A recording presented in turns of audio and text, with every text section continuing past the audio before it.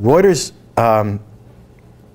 is best known for being the biggest news organization in the world. And it's interesting because I like to point out to customers that we're the only financial news organization that's also the largest general news organization in the world.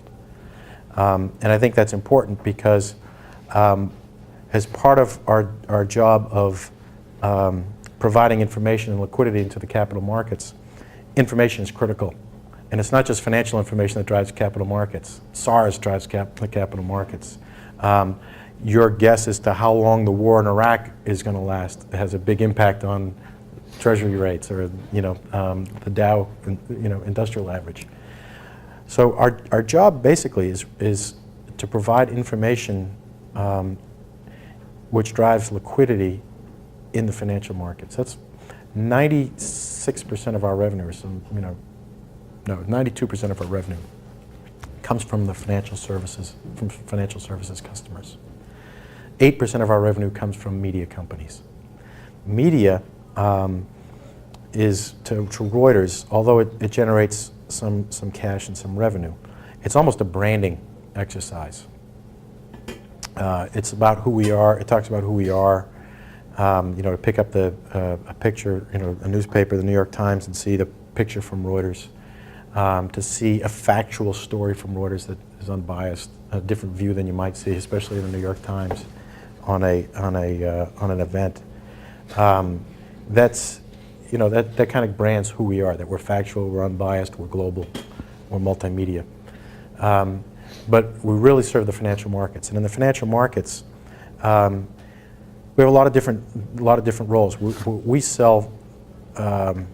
We have about $5 billion in revenue, and it comes from transaction services and foreign exchange, pricing services on equities and bonds, money markets, commodities, energy. We have applications such as risk management applications to help people manage their value at risk. We have transaction systems. We have a system called Instinet. We trade more NASDAQ shares per day than NASDAQ on the Instinet exchange, electronic exchange. So it's a real financial services-oriented company. And that's really where our focus is. And our biggest customers are the biggest banks and brokerage firms in the world. And it's truly a global company. And what's neat about it is I look after North and South America. So when I go to South America, and I went to Chile a few months back, and I met the Minister of Finance in Chile.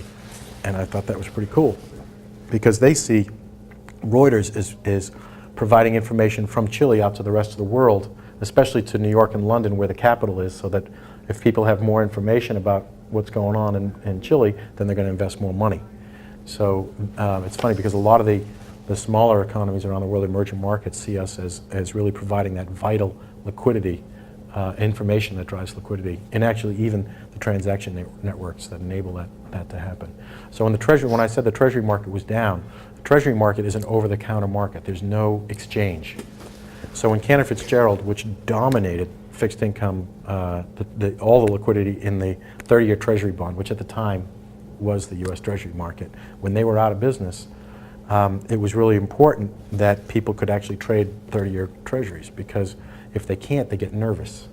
And if people are nervous in their holdings, then they do crazy things, and that's when you have runs on things. And so we saw it as very important to reconnect the treasury markets and get them up and running and generate liquidity in the treasuries. We saw that as something that really was an important mission for us. We are the biggest distributor of information from the New York Stock Exchange to the rest of the world. So when Verizon was getting everybody back up and running down at the New York Stock Exchange, and they still didn't have our lines up, I called the president of Verizon. I said, listen, if you don't connect that line, nobody's going to know that you got the New York Stock Exchange back up and running, because we're the ones that distribute it to the rest of the world. So he went back and got that line connected for us.